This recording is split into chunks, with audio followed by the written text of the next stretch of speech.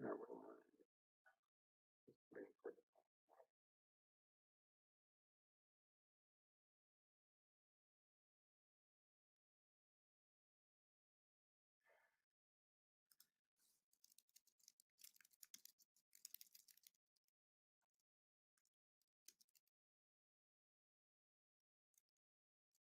All right, and we are live. Welcome. Let's see, let's get Shawn in here as we're setting up.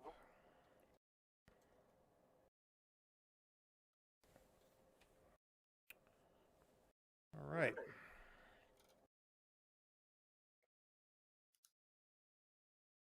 So, welcome to Flying Windy Team Motorsports. We're just going to start right off here on the with Shawn from SMD Racing. Shawn, welcome. Hey, Chris. We are going to let this kind of soak for a second, let people find their way. Hopefully, we have some people joining us. But this is a Q&A with the man, Shawn from SMD Racing, designer of paint schemes for NASCAR, Xfinity, and Gander race. Some of you may remember an awesome interview. I had a great time interviewing this guy about a year ago. And we got into the nitty gritty of his process for designing a paint scheme for the race cars. And I learned a lot. It was awesome.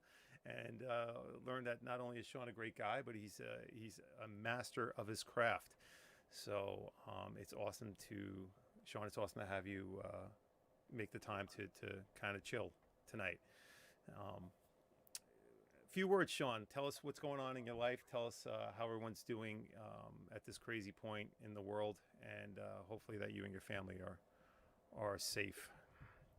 Sure. Well, yeah. Thanks again for having me on again, Chris. I agree. We had a great chat last time, and I believe we even had to cut it off. It just kept going. Right. So anybody that knows me knows that's kind of how things go with me sometimes. I kind of go off the rabbit trail for a little bit, but things are going good here. We're located up here in Canton, Ohio, Pro Football Hall of Fame. Um, the family's doing well. My wife homeschools our four kids, so um, we practice social distancing pretty much every day. Right. So it's their lives didn't really change too much, except for not being able to go see their friends and whatnot. So it's been a little different, but not too drastically different for us. Right. As many of you guys know, I work full time in an agency job throughout the day, and that has transitioned to a work from home situation. So I've been home a lot more, which has been nice. I think that we're all experiencing a situation where we're going to see a lot of businesses change how they operate and how they go about doing business. Yeah. I'm just tweeting out our little session right here. And can you please just mention, and I know we talked about it in the past, but uh, what part of the country are you in? We're located in Canton, Ohio. So Right. we're up north. Um, we actually had a nice sunny day today, contrast to some of the gray sky, days that we normally have in Ohio. But it's getting to the point where the weather's getting nicer and you can actually be outside and it's not uh it's not extremely cold out. Right. I think as this is still going live and people are still finding their way, because we just hit 9 o'clock, we started a couple minutes early. Maybe, if you don't mind, mentioning what has been. I don't want to kind of dismiss any of the work over the past year, but maybe can you give us a brief, sort of the highlights of what's happened since the last time we spoke, the highlights, and then what's on the cooker for in the like right now and the immediate future. Sure. This past year has been it's been pretty crazy. I've been blessed with a lot of opportunities to do some cool stuff in the sport. Right. Again, it's all about the connections and the relationships that you build within in any position, really, but especially in NASCAR. It's a very tight knit family, and everything intertwines, and you never know where a connection is going to lead. And so since we last spoke, we had a few things happen. We launched a Scooby-Doo themed car with Go Fast Racing and Corvette parts at Martinsville, and that paint scheme went over pretty well with fans, as you can imagine. Most people grew up watching Scooby-Doo like I did, and have a soft spot in their heart for that cartoon and the nostalgia that it brings. In 2019, NBC awarded us with the paint scheme of the year for that particular paint scheme, which was. I want to pull that up, and for those people on YouTube Live, a couple things, and I'm sorry not to interrupt you, Shawn, but anyone can ask a question at any time, and we're going to keep this more of an informal kind of chat. But yeah, I'm just kind of wing it as we go. But do you have that where you can shoot that over to me as we're talking? Yeah, I sent it over to your Twitter Did you? account. You got it? Okay, I got it. Let me see. I'm sorry. And continue. Yeah, I apologize for interrupting. Yeah, not a problem. So yeah, as Chris pulling up the Scooby-Doo car, it was pretty well received. We did a lot of different things to accompany that.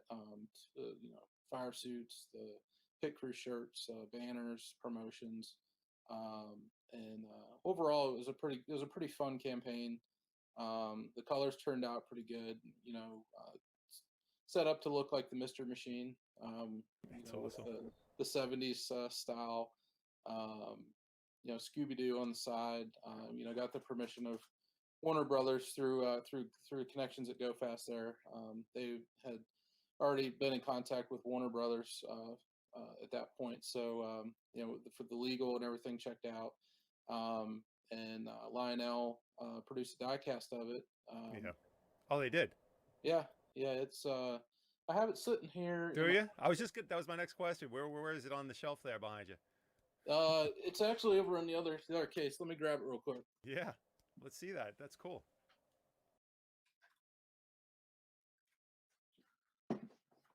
All right.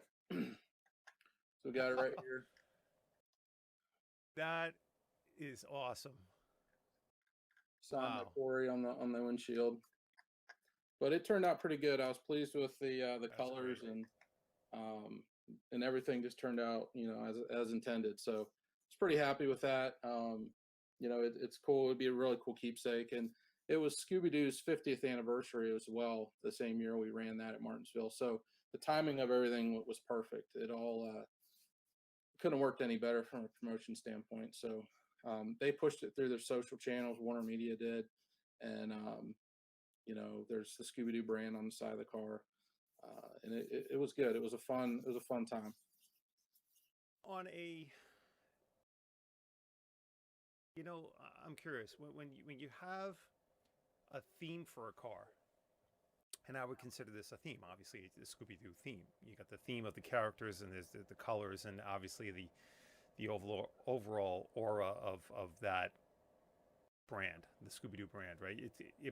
Is it easier to come up with something for an entire car based off when you have like a brand to work with, or is it easier when you're just making like a graphic, which is a combination of colors and patterns? Which way is easier for you? For me, it's always easier for me to do paint schemes like this one that has certain elements that you need to incorporate for people to recognize. So like relatable. Yeah, they're relatable. The scallops in the corner of the tail lights and the headlights, those are recognizable on the Mystery Machine. So it's you basically have to take what you see in the original and kind of put your own twist on it. Yeah. So for me, it's kind of I wouldn't say it's easy, but it's not as hard as if you were to go and try to come up with something totally from scratch. And then you're second guessing yourself, and the options are way more options. So there's a lot more to consider when you're coming up with a paint scheme from scratch. Right. That's so cool, man. I love it. So after this, let's continue on the timeline from this point when this won the paint scheme of the year. What was the next big occasion in the for SMD Racing? Well, the paint scheme of the year wasn't voted on until later in the season, I think in November Right. ish timeline. So before that, we had a couple other cars for Go Fast, including the throwback crunch car that we did. That was it was made up to look like Dale Jarrett's old 32 Nestle Crunch car, and that one was pretty cool too. We got the die cast. That one's actually Right. I remember that one. That was a good one. yeah. So this another was- die cast Nestle Yeah. car, That's nice. but it's Corvette parts. It's so we got to manipulate the brand to Right. to fit the look of Nestle Crunch. So if you were just looking at it from first glance, you would think it's Nestle Crunch, but it's actually the Corvette parts. A little side note: when something comes out like that, when it's a really good design and they make the company makes an actual die-cast version of the car. Are these collectibles? Yeah, anytime that Lionel produces a car, that means that there's been enough interest in pre-orders to Wow. actually fulfill it, or the sponsor or the team has ponied up to cover the minimum amount. Because everything that Lionel does, there's a minimum order quantity for it, and if you Right. don't meet that, a lot of times you'll see online that said, this has been canceled. Right. So they'll offer the same die cast in, different sizes, different finishes, like an Elite that's a little bit more detailed, that has Right. working parts to it. A lot of times those, if they don't meet a minimum quantity, will be canceled. Right.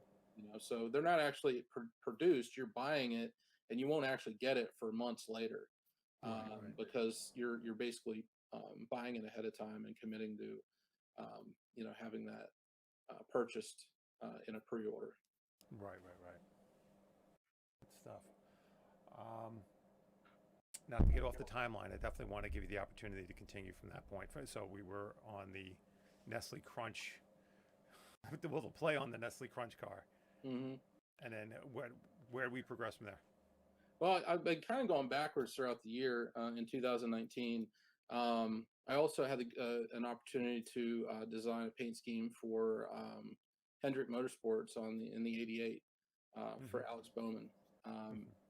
That actually came about earlier in the year, where I designed a few paint schemes to submit to a contest that they were running, and I wasn't going to do it originally. I'm not big on contests, but a lot of my buddies were like, you should totally design one and two and submit it. And Right. so I did. I was like, all right, well, I had a little bit of time to do it, so designed the two paint scheme concepts. And the way it worked was you submitted the concepts, and Nationwide, as a company, had representatives that would look at it, and Alex Bowman himself would look at it, and a few others had some input, and then they selected the top.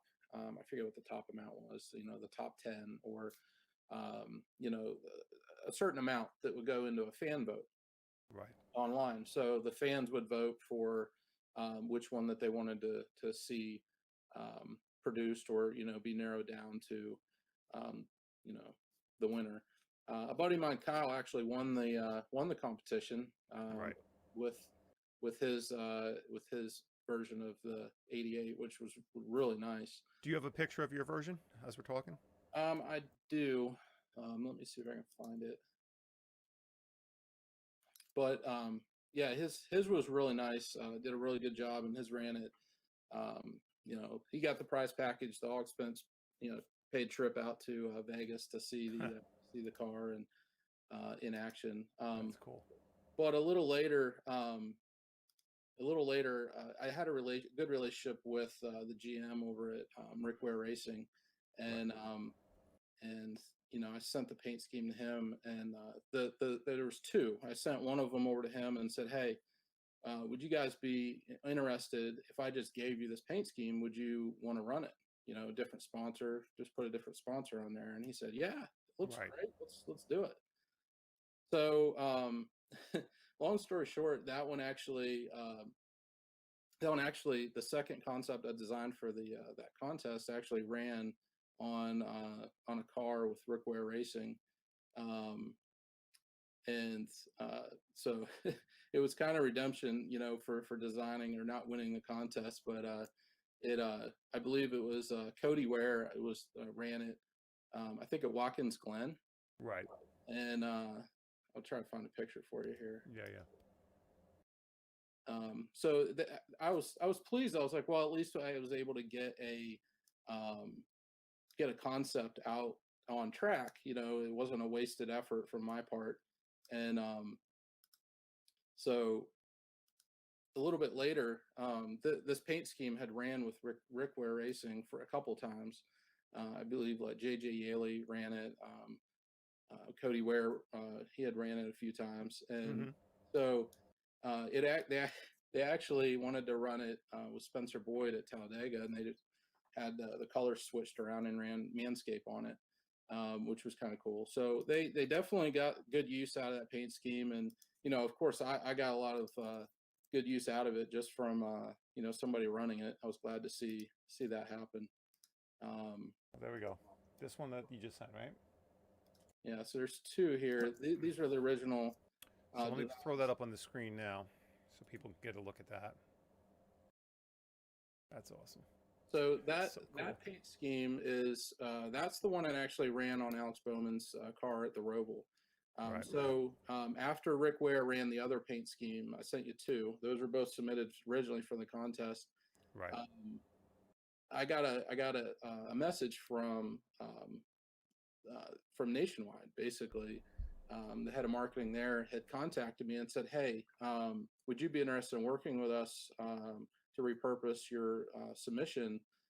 This submission, and he sent it to me. It was this concept to kind of rework it to fit our retirement plan initiative that we're pushing out. Right. And I said, "Sure, absolutely." I mean, when you have Hendrick Motorsport, wanting you to work on their paint scheme, I mean, you just drop everything you're doing and allow them to do it. So Yeah, it doesn't take long to think about it. no, so it couldn't have worked out any better. And so they contacted me and said, "Hey, we want to run this paint scheme Yeah. at Roval at Charlotte."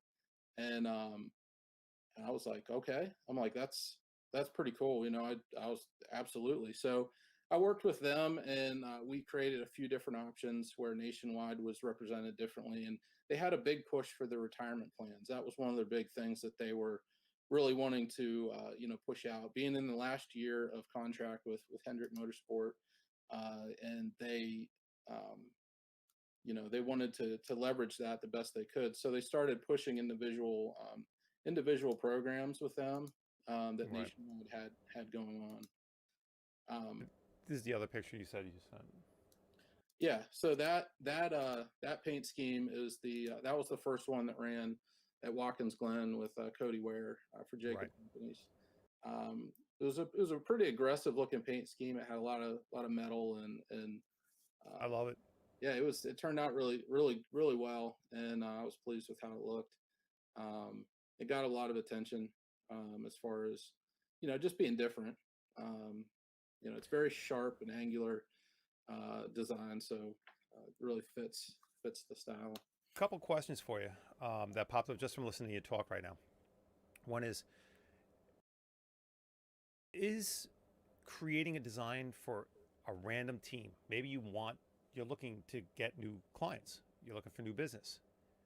Is a way, do you consider maybe just creating a design for a team without them asking and throwing something at them and emailing it to them and being like, hey, this is what I do. This is what I would love to see on your car, and just shoot it over to them, and maybe they'll be like, holy cow, this is awesome. Can we, we want to do business with you. Anything like that happen? Yeah, I used to do that a little bit. My schedule in recent days doesn't really allow for that to happen. Right. But a lot of designers do that. You'll Okay. see that all over social media that designers that are trying to get into the sport or have time openings will do concepts for teams and then tag the team in it, or the Right. driver or the sponsor, and try to get their attention that way. And sometimes it works. again, my buddy Kyle, give a shout out to Kyle here, twice in one interview. He recently did that for Hooters. Right. He designed a concept truck for Chase Elliott when they were going into when Kevin Harvick was issuing the bounty right before the whole COVID-19 thing hit, and tagged Hooters in it. It was a great looking truck. I mean, really nice. And so Hooters reached out and said, "Hey, we want you to work with GMS to get this to make this happen." So That's great. I just saw a live picture of it here on my social feed a few minutes ago, and it looks great. It's going to run in Atlanta, so he'll get to see that. But that just came from a concept that he had in his head, and Right. went, designed it, rendered it, looks sharp, looks really professional, and just tagged Hooters in it. And that some things happen like that. You just never know. And remind me what we're looking at before we move on to more paint schemes. Just remind me and probably the viewers. I think the answer was we're looking at vinyl. But are some of these cars paint, vinyl, or a combo? Just give me a little background on it. Yeah, no, that's a question a lot of people ask. This Most of the cars that I design, including the Ron John car that you mentioned earlier, they're all wrap based. So it's all printed. Wraps. Yeah. Hendrick Motorsports, they actually paint some of their bases and then apply graphics to it. Right. But most of the cars you see out on track are all wrapped. Right. They do that for multiple reasons. Quicker. Sometimes the sponsor is last minute and they're able to print it the night before and install it the day of the race and Right. have it look like it took weeks to produce. So and a lot of times it's hiding bodywork underneath, so they don't have to go in and have the car repainted, and they just put wrap over top of it. If they have to change a bumper or nose of a car, they can do it quickly and then kind of tie it back into the paint scheme if it's not too intricate. Right. Right. Tell me what we're taking a look at with this. So that's a car that was just released today, actually. Nice. Corey LaJoy. That's a Is brand. this an exclusive? Yeah, it's just released today. It hadn't nobody has known about this at all until Go Fast pushed out the announcement this morning. So All right. A Flying this has 180 actually been in the exclusive works right for here. months. All right. So it's a brand new sponsor for Corey. That's great. It's going to run in Atlanta this weekend, and then another race. I'm not sure what other race because everything's kind of up in the air with the race schedule, but they did sign on for a 2-race deal. The second race is yet to be determined. Will a team give you like? There's a very drastic difference between, like, for example, the Scooby-Doo car and this car. Obviously, just in the fact that you went a little bit more with a black-white theme, and the other one as a base, and then the other one had more of the Scooby-Doo color base. Does a team? And the reason I'm asking this is because I could look at 5 different designs, or 5 different cars on the track. They could all be yours, but each car would look like it's coming from a completely different designer, right? And I think that's a testament to how you take this from you got to be so objective to design in general. But do the teams give you parameters and say, hey, you need, we're looking for this type of car, we're looking for a black and white, or we're looking for more of a color contrast? Like, do they give you parameters, or do they ask you to design something that you feel would apply to their team? How do you get to the final product? Yeah, there's always parameters around paint schemes. So most of these sponsors have corporate standards that they want you to basically follow. Okay. So you have to stick with that. So for example, the Built Bar, they have that teal color, that blue color that is their brand. So you have to utilize that in the same hex code or PMS color. Their Built Bar is it's a protein bar. It's I believe a Utah-based company, but their packaging is actually all white and it's very clean. And so we wanted to utilize a lot of the white area, but felt like we needed to interject a little bit of the black in there as well. So just kept it really simple, and then had the little stripes that came off of the B in the original, in the logo. You'll see the Right. same striping, and that's used down the side, right behind the front wheel. It's kind of an accent point. It kind of Awesome. highlights that. Yeah, it looks great. So it's very clean and simple.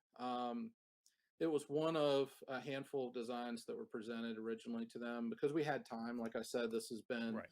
a deal, that I've been working on for the last, like a month or two that we've known about it. So COVID-19 kind of, screwed up a lot of the timeline. So everything was basically paused for a couple weeks there until we, figured out when we were going back racing. But now that we're back, they recommitted and, have solidified the schedule a little bit more.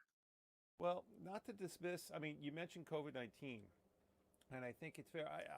And correct me if I'm wrong, but during the NASCAR races, weren't paint schemes on those cars designed by you also? Yeah, it's So, so you're still working during this whole process. Not like you had downtime. no, I don't know what downtime is, Chris. I mean, that's you know, that's just due to the nature of my life in general. As a father of 4 young kids, Yeah. and I work basically 3 jobs. It's downtime isn't something that I'm used to having. So when everyone else is quarantined to their house and are just bored out of their minds, I'm at home working on iRacing paint schemes That's amazing. for different teams. For example, Timmy Hill, who is an excellent iRacer, he didn't. I don't think he placed outside the top 10 the entire time. He won at Texas with iRacing. Do you have that paint scheme? I do. Let me find it. Yeah, shoot that over. We did a lot of cool stuff, with MBM in iRacing with Timmy Hill. Here, I'll find the winter graphic. Yep.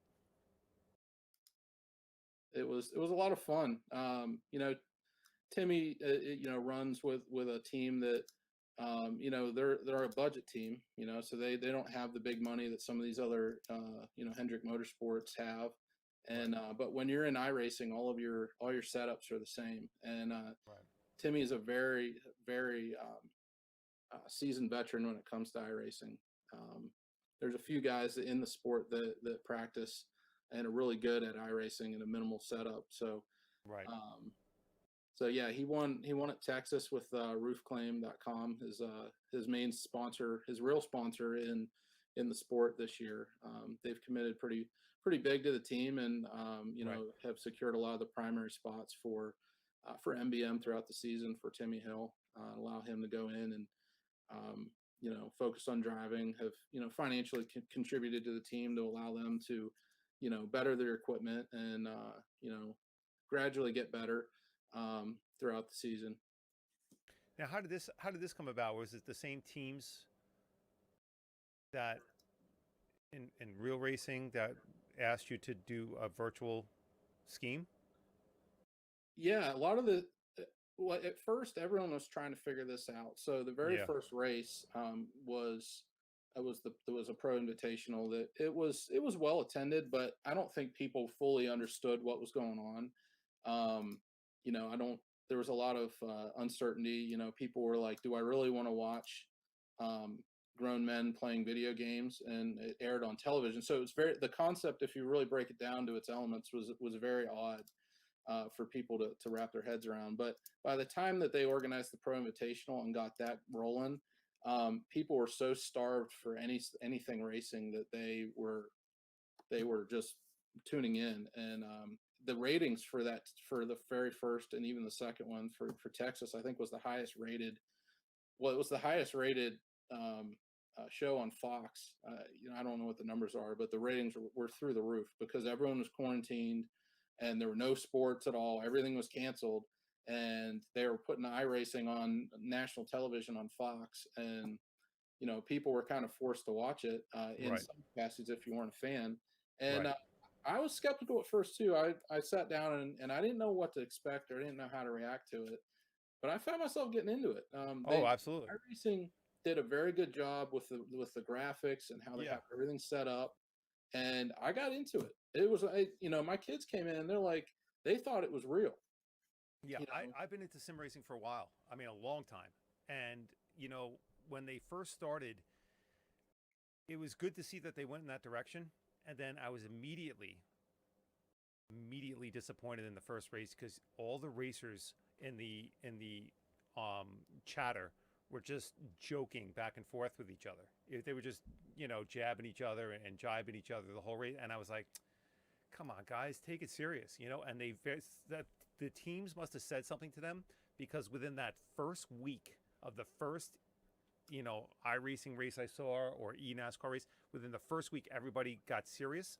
mhm. All these racers, each one of their friends wanted to get involved because now they're all like, wow, this looks great.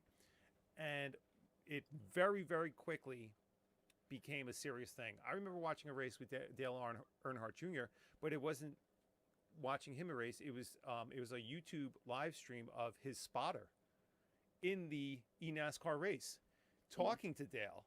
And so he had an above and behind view of Dale, like a helicopter chase view, and he was giving the spotting, info to Dale. And it was so good to see because they were communicating as if they were in a real race. And Dale's coming back to his spotter saying, did this guy pit? Did he not pit? Did he stay out? What's going on? Like he wanted to know where everybody was on the track. And I was so excited to see that everybody became like they really dialed up how the level of seriousness. And that's where it stayed going forward. Of course, there were some unique situations here and there where, I guess maybe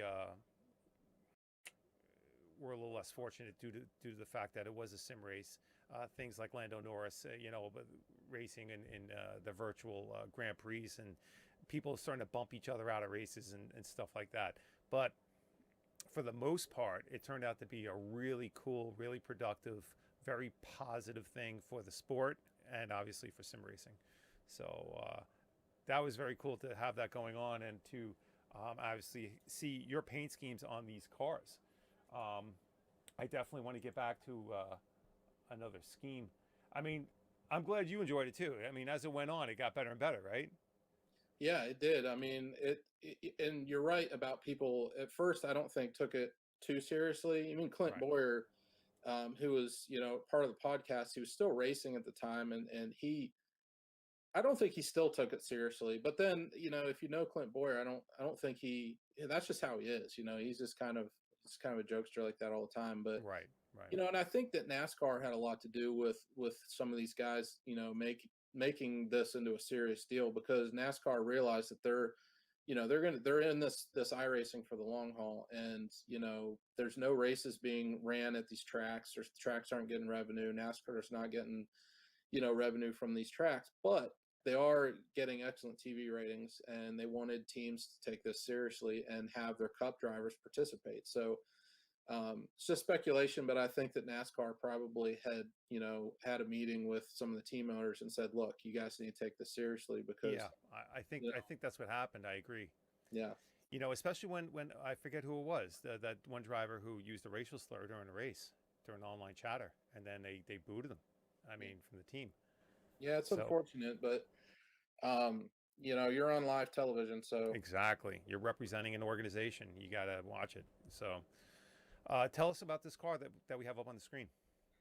this is the nationwide car that ran with Alex Bowman at the Roval. We talked about that a few minutes ago. That's just a live picture of the car. Right. He um, he actually he actually did pretty well that race. He placed second Right. in that race. He could have won that race, to be honest with you, but Right. just had a lot of issues. During practice, he was I don't know if he was going to win the pole or what, but he was very fast in practice and ended up wrecking with 30 seconds left in practice and slammed it into the wall and had to go to Oh, backup. So he had to go to the back of he had to go to the back of the pack because he had to switch to a backup. Um, and that just kind of set the tone. There was a lot of bumping and bruises race here. right. And after the race was over, then I drove back to the beach and continued on with our vacation. But it was really cool to see that car in person. Ironically enough, both of those schemes ran at this race. So the one you had up previously was ran by J.J. Yaley. Right. And at one point, they were both, one of the photographers captured both the cars, in the same shot, which is pretty cool. Very cool. Definitely a couple more pictures I want to take a look at here. This one I've been eyeing, and I was waiting for this one's turn. This one looks sick. Yeah, this was a concept. I actually had this concept, down and designed for years. Really? And yeah, and a buddy of mine, Shane Smith, we try to pitch it to a few of the teams that we work with and that we know people with, and so this actually ran last year, and it's a car that's, if you've ever been to Talladega and have been in attendance to that race, you'll see this giant semi right before the flyover. And at the very end of the national anthem, you'll see this giant flag flying from the back of this semi, and Right. that the Sunrise John driver, the guy, the gentleman who owns it, is John Ray. Unfortunately, he passed away this year, but he's an icon at Talladega. Right. And shortly after 9/11, to help boost morale at the track and patriotism, he proposed, hey, why don't I put this giant flag on the fifth wheel of my truck, and we'll run it. And so then for every race, every NASCAR race they had there, John Ray would take his truck around the track. And eventually, he's an older gentleman, or was an older gentleman, and he had a few people take over for him in his later years, driving the truck around. But Right. everybody knows it as John Ray's semi. So we decided to go ahead and through the same, this is a Rick Ware car, obviously it's Jacob Companies, through the same connection that I had with the previous car, the 51 that ran the concept for Nationwide.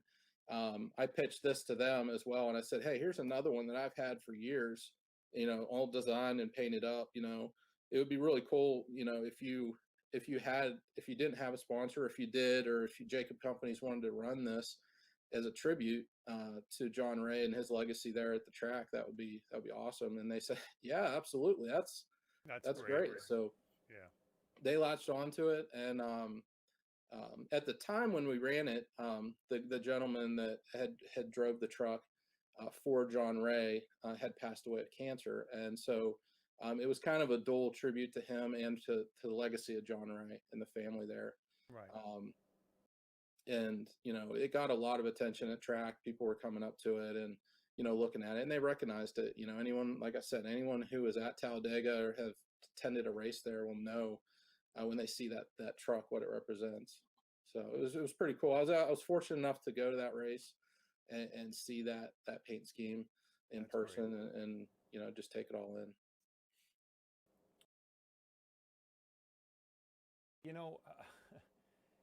It's very cool to me how you find and draw inspiration for final designs from so many different places. I mean, if you think about what we just talked about, the story you just gave about this gentleman and his truck at Talladega, and then we were just comes down to what the teams want, right? Obviously, and what they require.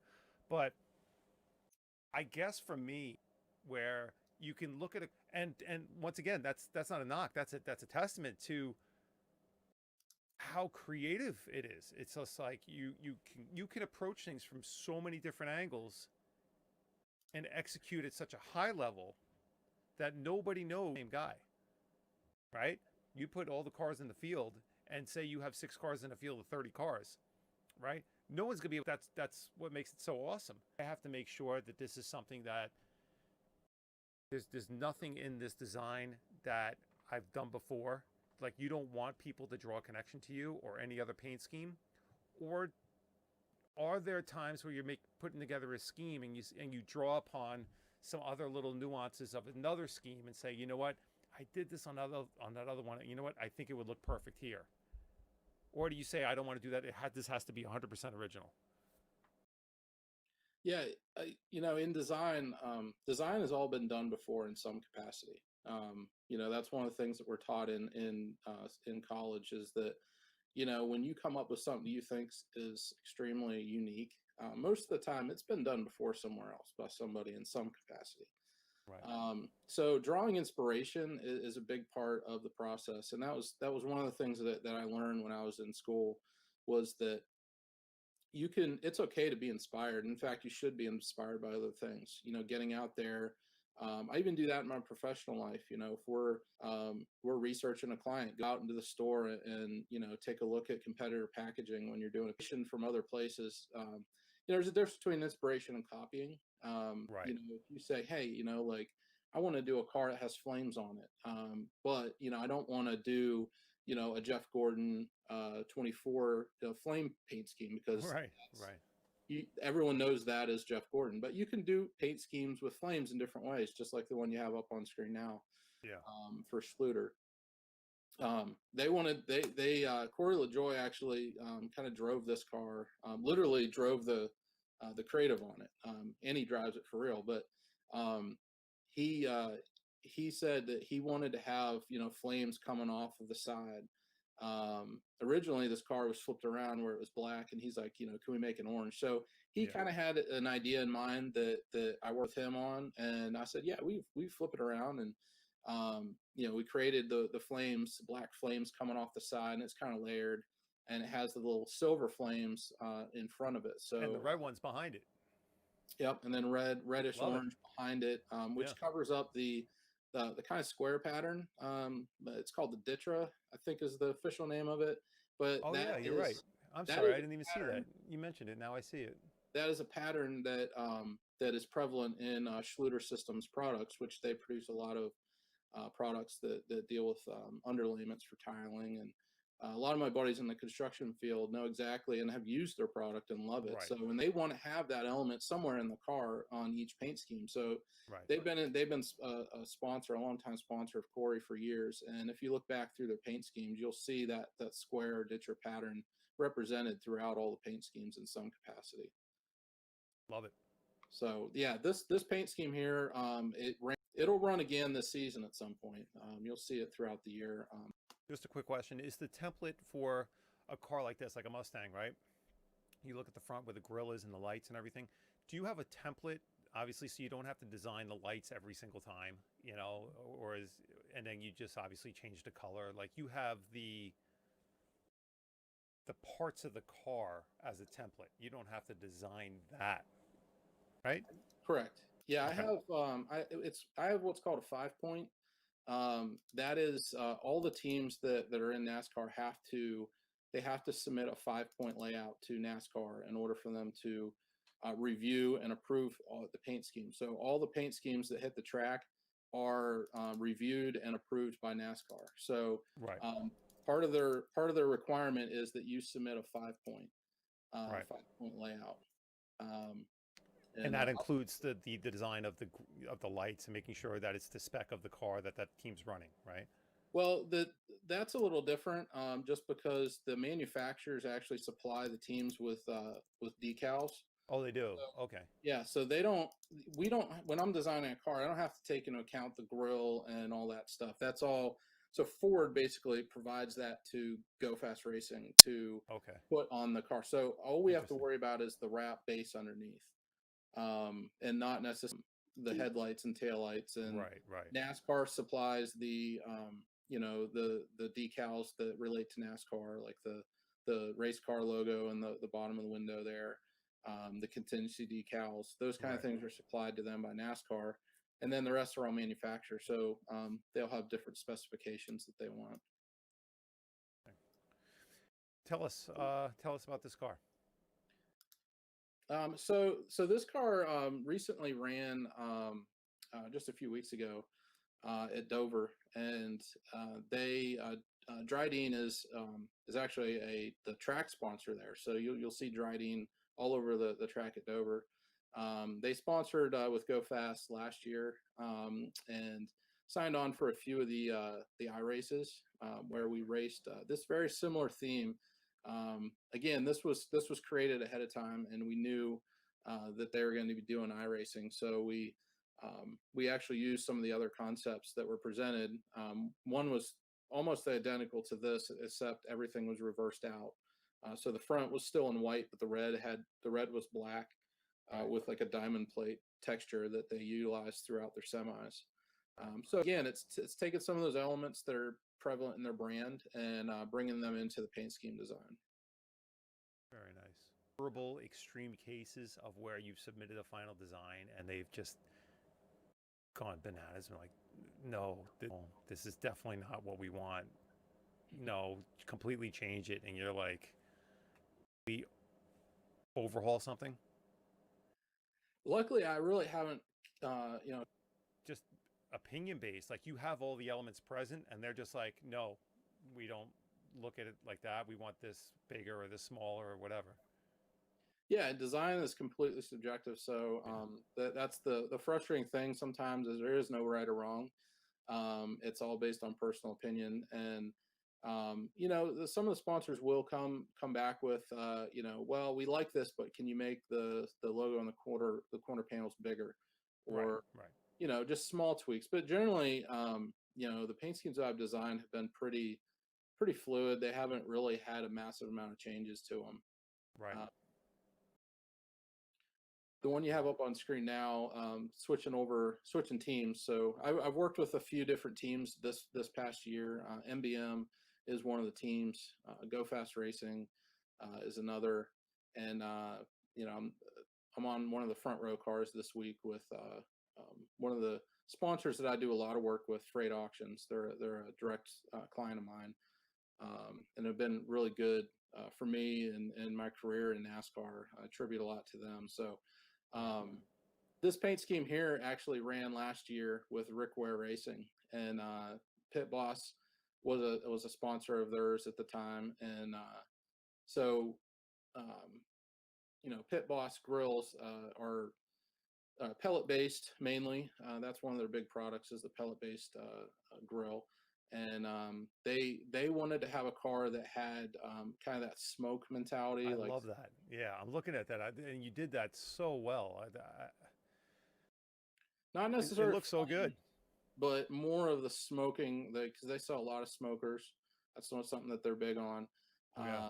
So we wanted to have something that was kind of like fire, but had more smoke element to it. So we kind of came up with this all white, white flame or smoke It's kind so of cool. a feel to it, which turned out pretty cool.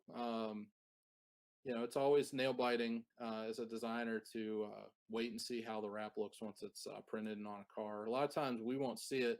We'll send it off to the wrap company, and sometimes they'll shoot us a text with a picture of a portion of it and say, hey, here's a portion, here's how it turned out. Sometimes we don't know until the fans see it, and it's on social media, being rolled off of the hauler, going into pre-text. So sometimes it's it's kind of nerve wracking until you see it. And then once you see it and are able to look at it and say, all right, yeah, everything came out the way it was intended, you can kind of breathe again.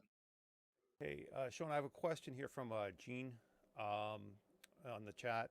Says he always thought the teams had the freedom for paint minus offensive material. I'm assuming you meant they have the freedom for paint schemes, that the teams had freedom for paint minus offensive material. How much, I guess the question, if I'm interpreting this properly, is that every team is sponsored, right? And you have your premier sponsor for that team. Mm-hmm. Is the sponsor telling you, SMD Racing, these are the elements we want present? Is that the team telling you we want these elements present? Is it a combination of both? Who has the bigger say with you as to what's going on in the car? Yeah, it's a good question. It's really based on many factors. Usually the sponsor is what drives the paint scheme. In this case, the sponsor just said, well, here's our logo and here are the colors. They utilize that yellow color a lot. Right. That we want to see. And that's really it. Come up with a design and then we'll review it. And so you know, if I don't know about the sponsor, like obviously Pit Boss Grills, you kind of get the idea of what they do and what they sell. But I got on their website and did some digging and more investigation about Right. them and, you know, what they're about and what kind of elements did they use in some of their packaging that's on, you know, in stores. Cause you can find Pit Boss Grills in all these major retailers across the US. So Right. what does that look like? You know, the corporate branding consistency for them. And that's something that they're going to be looking at. Right. When they have their brand out there represented in such a big venue like NASCAR, they want to make sure that it's aligned with the brand that's being represented in the store. Right. So that falls, you know, into my 9 to 5 job. You know, that's what we deal with all the time is corporate brand standards and packaging design, and following these guidelines. So it comes somewhat naturally to me because I do that throughout the day. That you know, to stay within those guidelines. But when it comes to the team itself, they their primary objective is to keep the sponsor happy. If the sponsor's happy, the team's happy.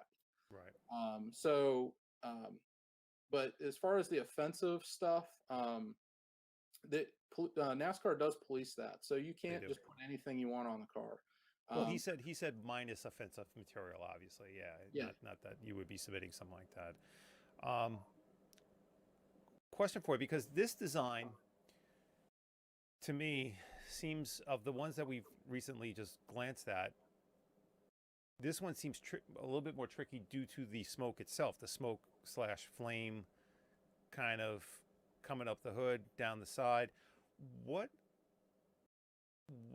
are you using to create the design? What are you using? A certain software, obviously, and is that the same software that you used in creating the eNASCAR paint schemes?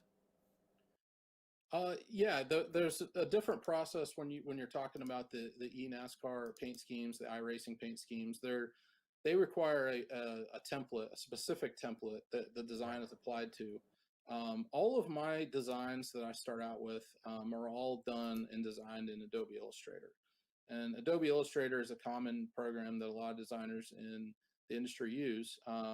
And a lot of the stuff that I do is primarily vector based. So I know we're getting into some technical speak here, but vector files allow you to basically create something like a logo. And if it's vector based, you can scale that up to any size that you need without it pixelizing, getting all fuzzy and Right. squares. Right. You know, it's not an image; it's a vector based file. So um, that's what I try to design and start out with, because it's a lot easier to design in vector based formats than to go back and, you know, try to you know, have an image, and if it's designed too small, you can't upscale it because it'll get all fuzzy on you.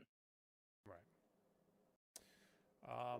Want to wind down with you a little bit. I don't want to take up too much more of your time. I know, once again, I love talking to you. I could talk to you, you know, for hours. I'm just eating this up. Um, Unfortunately, my graphic here on the screen is kind of chopping off a little bit, but you have a picture of the 1984 Phil Parsons Bandit car, and then you have your touch on that, your tribute scheme to it. This is really cool. Tell me a little bit about this, how this car came to be. Yeah, so typically for you know, a throwback, I would classify this as a throwback car. Typically, throwbacks are seen in NASCAR when you're going to Darlington. That's been the track where, you know, every team will come to track with a throwback tribute to a car that has been raced, you know, in That's previous awesome. years, or has some sort of special connection to the driver or team. Um, this particular car was created specifically for iRacing. Hmm. And iRacing had worked with Dale Jr. and had actually went to the old North Wilkesboro Speedway and did a digital scan of that entire speedway to um, basically make that available on iRacing to race at. They did a great job with it, making it look just you know, just the way it was when it was the last NASCAR race was raced there, which Jeff Gordon, that was the last driver to win there, was Jeff Gordon. Right. And iRacing decided that the final iRace that they would be televising would be at North Wilkesboro Speedway, and I had no idea. They announced it, you know, maybe a week or two beforehand, and So a lot of like this paint scheme wasn't even on the radar until that was announced. And once that was announced, then everyone started like, wow, this is a throwback track, so we're going to run some throwback paint schemes on it. Right. So one of the things that I like to do, and a lot of drivers tend to agree. I know Corey LaJoy is big on this. We share the same philosophy. When you do a throwback, all of his throwbacks that he has a hand in will have the same number as the car that he's running now. Right. The Crunch car, for example, was 32 back in the day with Dale Jarrett.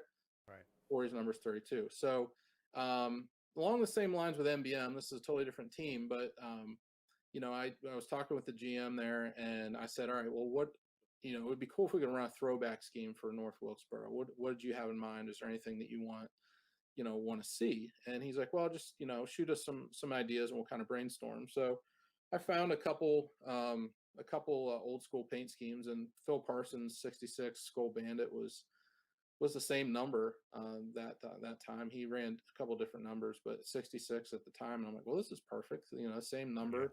Yeah. That we can take Roof Claim, which is the sponsor, and kind of massage the Skull Bandit to, incorporate Roof Claim in there. So Roof in the hat, and then Bandit, or Roof and then claim.com down in his handkerchief there. But it came out pretty cool. A lot of the touches that you do on a throwback paint scheme is to try to make it look as authentic as possible, as close to the original.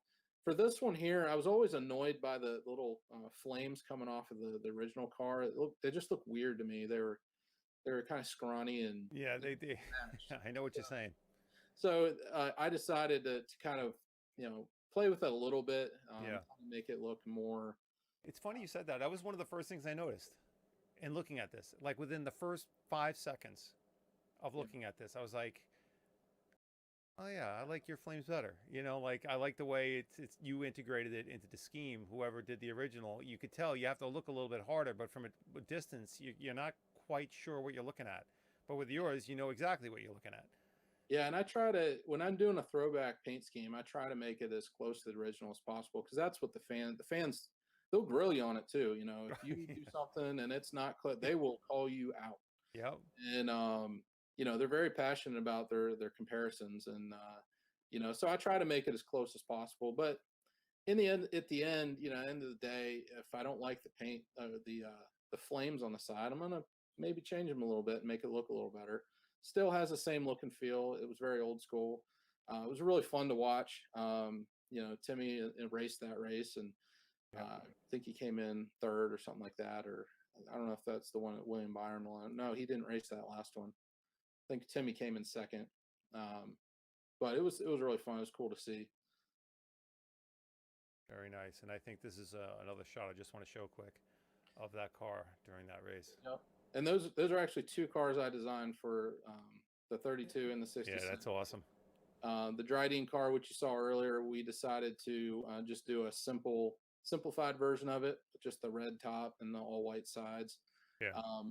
The interesting fact about that is when we originally did the layouts specifically for iRacing, we had kind of like that old rusty kind of look to it. Right. That was actually an idea that Corey had, and he texted it to me and said, hey, can we maybe incorporate this into the design of it? And I said, yeah, that's pretty cool. So, we added some of the rust in there, and patina, I think is what it's called. And it looked pretty cool. It really did look old for sure. But the sponsor decided to go with a more clean look, so, which is fine. I mean, it's kind of a 50-50 with that, if you want to look old and rusty, or if you want to have a nice clean look to your race car. Totally awesome. It's so much to soak in. I just love I could look at this all day. I love it. I love the detail. It's really, really awesome. Really awesome. I tell you, I've always enjoyed looking at paint schemes on race cars for all racing genres. And, I think NASCAR has a bigger palette to work with, obviously.